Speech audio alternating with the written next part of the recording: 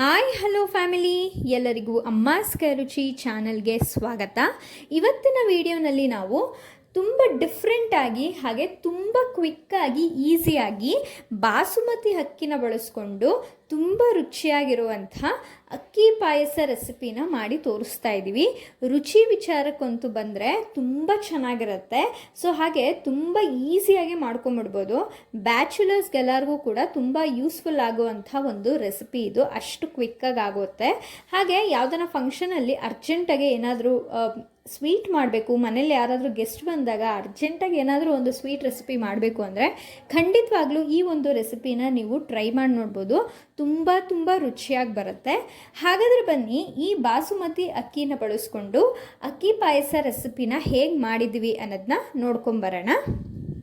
ಇಲ್ಲಿ ನಾವು ಮಾಮೂಲಿ ಅಕ್ಕಿನ ಅರ್ಧ ಲೋಟ ಹಾಗೆ ಬಾಸುಮತಿ ಅಕ್ಕಿನ ಅರ್ಧ ಲೋಟ ಎರಡೂ ಸೇರಿಸಿ 1 ಲೋಟ ಅಕ್ಕಿನ ಕ್ಲೀನಾಗಿ ನೀರಲ್ಲಿ ತೊಳೆದು ಎತ್ತಿಟ್ಕೊಂಡಿದ್ದೀವಿ. ಹಾಗೆ 3/4 ಲೀಟ್ರಷ್ಟು ಹಾಲನ್ನು ನಾವಿಲ್ಲಿ ಬಳಸಿದ್ದೀವಿ. ಒಂದು ಸ್ವಲ್ಪ ದ್ರಾಕ್ಷಿನ ತೊಗೊಂಡಿದ್ದೀವಿ, ಹಾಗೆ ಗೋಡಂಬಿ ಸ್ವಲ್ಪ ಮತ್ತು ಬಾದಾಮಿ ಸ್ವಲ್ಪ, ಈ ಮೂರನ್ನು ತೊಗೊಂಡಿದ್ದೀವಿ. ನಿಮ್ಮ ಹತ್ರ ಪಿಸ್ತಾ ಇದ್ದರೆ ಪಿಸ್ತಾನೂ ಕೂಡ ಚಿಕ್ಕ ಚಿಕ್ಕದಾಗೆ ಕಟ್ ಮಾಡಿಕೊಂಡು ಬಳಸ್ಬೋದು, ಚೆನ್ನಾಗಿರುತ್ತೆ. ಹಾಗೆ ಏಲಕ್ಕಿನ ಸ್ವಲ್ಪ ತೊಗೊಂಡಿದ್ದೀವಿ. ಮಿಲ್ಕ್ ಮೇಡ್ನ ಒಂದು 3-4 ಟೇಬಲ್ ಸ್ಪೂನಷ್ಟು ಮಿಲ್ಕ್ ಮೇಡ್ನ ಬಳಸ್ತಾ ಇದ್ದೀವಿ. ಇದ್ರ ಜೊತೆಗೆ 1-2 ಟೇಬಲ್ ಸ್ಪೂನಷ್ಟು ಬಾದಾಮ್ ಪೌಡರು ನಿಮ್ಗೆ ಅಂಗಡಿಲೆಲ್ಲ ಸಿಗುತ್ತೆ, ಕೇಳಿ ನೋಡಿ ಒಂದ್ಸಲ.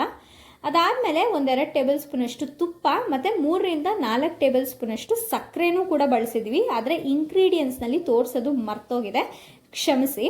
ಅದಾದಮೇಲೆ ಇಷ್ಟು ಪದಾರ್ಥಗಳು ಬೇಕಾಗುತ್ತೆ. ಈಗ ಒಂದು ಪಾತ್ರೆಗೆ ಸ್ವಲ್ಪ ನೀರನ್ನು ಹಾಕಿಬಿಟ್ಟು ಹಾಲನ್ನು ಕಾಯಿಸ್ಕೊತಾ ಇದ್ದೀವಿ.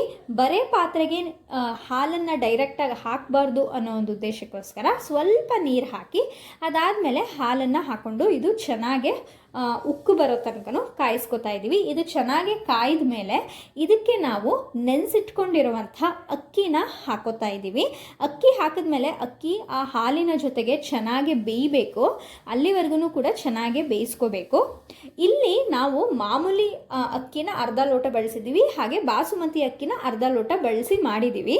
ನಿಮಗೆ ಬಾಸುಮತಿ ಅಕ್ಕಿಲೇ ಮಾಡಬೇಕು ಅಂದರೆ 1 ಲೋಟ ಬಾಸುಮತಿ ಅಕ್ಕಿನೇ ಕ್ಲೀನಾಗೆ ತೊಳೆದು ಬೇಕಾದರೆ ಹಾಕೋಬೋದು. ಮಾಮೂಲಿ ಅಕ್ಕಿ ಬೇಡ ಅನ್ನೋರು ನೋಡಿ, ಇದೆಷ್ಟು ಚೆನ್ನಾಗಿ ಕುದಿ ಬರ್ತಿದೆ.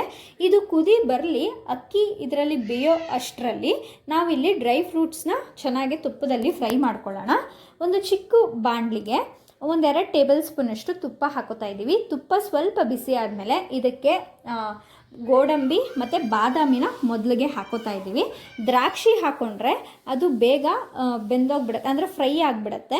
ಗೋಡಂಬಿ ಮತ್ತು ಬಾದಾಮಿ ಆದರೆ ಸ್ವಲ್ಪ ಟೈಮ್ ತೊಗೊಳುತ್ತೆ. ಆದ್ದರಿಂದ ಗೋಡಂಬಿ ಬಾದಾಮಿನ ಫಸ್ಟು ಹಾಕ್ಕೊಂಡು ಚೆನ್ನಾಗಿ ಫ್ರೈ ಮಾಡ್ಕೊಂಡ್ಮೇಲೆ ದ್ರಾಕ್ಷಿನ ಹಾಕ್ಕೊಂಡ್ರೆ ಆಗುತ್ತೆ, ಅದು ಬೇಗ ಫ್ರೈ ಆಗೋಗುತ್ತೆ. ಈಗ ದ್ರಾಕ್ಷಿನೂ ಕೂಡ ಹಾಕ್ಕೊಂಡು ಚೆನ್ನಾಗಿ ತುಪ್ಪದಲ್ಲಿ ಫ್ರೈ ಮಾಡ್ಕೋತಾ ಇದ್ದೀವಿ.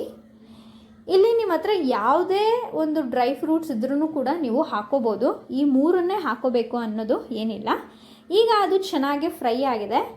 ಅಷ್ಟರಲ್ಲಿ ಇದನ್ನು ಕೂಡ ಅಕ್ಕಿ ಬೇಯೋದಕ್ಕೆ ಇಟ್ಟಿದ್ವಲ್ಲ ಅದನ್ನು ಕೂಡ ನೋಡ್ತಾ ಇರ್ಬೋದು, ನಾವು ತೋರಿಸ್ತಾ ಇದ್ದೀವಿ ಎಷ್ಟು ಚೆನ್ನಾಗಿ ಅಕ್ಕಿ ಬೆಂದಿದೆ ಹಾಲಿನಲ್ಲಿ. ಸೊ ಇಲ್ಲಿವರೆಗೂ ಕೂಡ ಚೆನ್ನಾಗಿ ಕುದಿಸ್ಕೊಂಡು ಬೇಯಿಸ್ಕೋಬೇಕು ನೀವು. ಅಕ್ಕಿ ಚೆನ್ನಾಗಿ ಬೆಂದ ಮೇಲೆ ಇದಕ್ಕೆ ನಾವು 3-4 ಟೇಬಲ್ ಸ್ಪೂನಷ್ಟು ಮಿಲ್ಕ್ ಮೇಡನ್ನು ಹಾಕೋತಾ ಇದ್ದೀವಿ. ಮಿಲ್ಕ್ ಮೇಡ್ ಹಾಕೊಳ್ಳೋದ್ರಿಂದ ತುಂಬ ಡಿಫ್ರೆಂಟ್ ಟೇಸ್ಟ್ ಸಿಗುತ್ತೆ, ಹಾಗೆ ತುಂಬ ರುಚಿಯಾಗಿರುತ್ತೆ. ಮಾಮೂಲಿ ಪಾಯಸಕ್ಕಿಂತ ಇದೊಂದು ಸ್ವಲ್ಪ ಡಿಫ್ರೆಂಟ್ ಫ್ಲೇವರ್ನೇ ಕೊಡುತ್ತೆ ಅಂತಲೇ ಹೇಳ್ಬೋದು. ಇದ್ರ ಜೊತೆಗೆ ಸ್ವಲ್ಪ ಏಲಕ್ಕಿನೂ ಕೂಡ ಹಾಕೋತಾ ಇದ್ದೀವಿ. ಒಂದು 3-4 ಏಲಕ್ಕಿ ಪೀಸಸ್ನ ಸಿಪ್ಪೆ ತೆಗೆದು ಹಾಕ್ಕೊಂಡ್ರೆ ಆಯಿತು. ಈಗ ತುಪ್ಪದಲ್ಲಿ ಹುರಿದಿಟ್ಕೊಂಡಿರುವಂಥ ಡ್ರೈ ಫ್ರೂಟ್ಸ್ನ ಹಾಕ್ಕೊಂಡು ಇದಕ್ಕೆ ಒಂದು 2-3 ಟೇಬಲ್ ಸ್ಪೂನಷ್ಟು ತುಪ್ಪನ ಹಾಕೋತಾ ಇದ್ದೀವಿ. ತುಪ್ಪ ಹಾಕಿ ಇದನ್ನು ಚೆನ್ನಾಗಿ ಮಿಕ್ಸ್ ಮಾಡ್ಕೊಳ್ಳಿ. ಕೊನೆಯದಾಗಿ ಇದಕ್ಕೆ ಬಾದಾಮ್ ಪುಡಿನ, ಬಾದಾಮ್ ಪೌಡರ್ ಅಂತ ಹೇಳ್ತಾರಲ್ಲ, ಅದನ್ನು ಒಂದು 2 ಟೇಬಲ್ ಸ್ಪೂನು ಹಾಕ್ಕೊಳ್ಳಿ.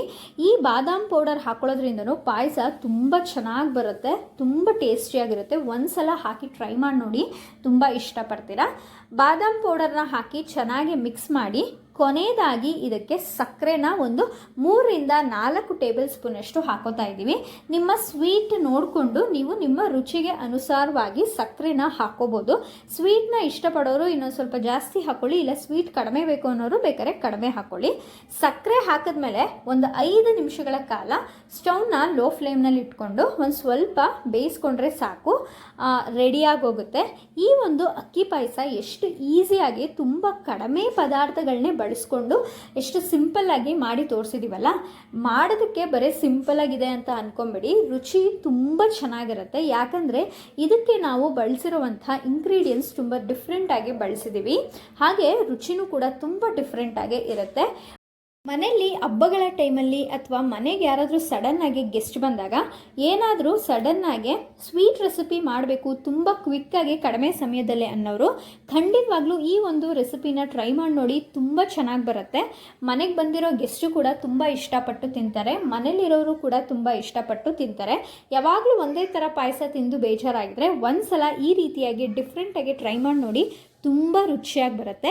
ಈ ಒಂದು ರೆಸಿಪಿ ನಿಮಗೆಲ್ಲ ಇಷ್ಟ ಆಗಿದೆ ಅಂತ ಭಾವಿಸ್ತೀನಿ. ಇಷ್ಟ ಆಗಿದ್ರೆ ಅಮ್ಮಾಸ್ ಕೈ ರುಚಿ ಚಾನಲ್ನ ಸಬ್ಸ್ಕ್ರೈಬ್ ಮಾಡ್ಕೊಳ್ಳಿ, ಹಾಗೆ ಲೈಕ್, ಶೇರ್, ಕಮೆಂಟ್ ಮಾಡಿ. ನಿಮ್ಮ ಫ್ರೆಂಡ್ಸ್ ಆ್ಯಂಡ್ ಫ್ಯಾಮಿಲಿಗೂ ಈ ಒಂದು ರೆಸಿಪಿನ ಶೇರ್ ಮಾಡಿ, ರೆಸಿಪಿ ಹೇಗೆ ಬಂತು ಅಂತ ನಮಗೆ ಕಮೆಂಟ್ ಮೂಲಕ ತಿಳಿಸೋದನ್ನ ಮರಿಬೇಡಿ. ಈ ಒಂದು ರೆಸಿಪಿನ ನೀವೆಲ್ಲರೂ ನೋಡಿದ್ದಕ್ಕಾಗಿ ತುಂಬ ಹೃದಯದ ಧನ್ಯವಾದಗಳು.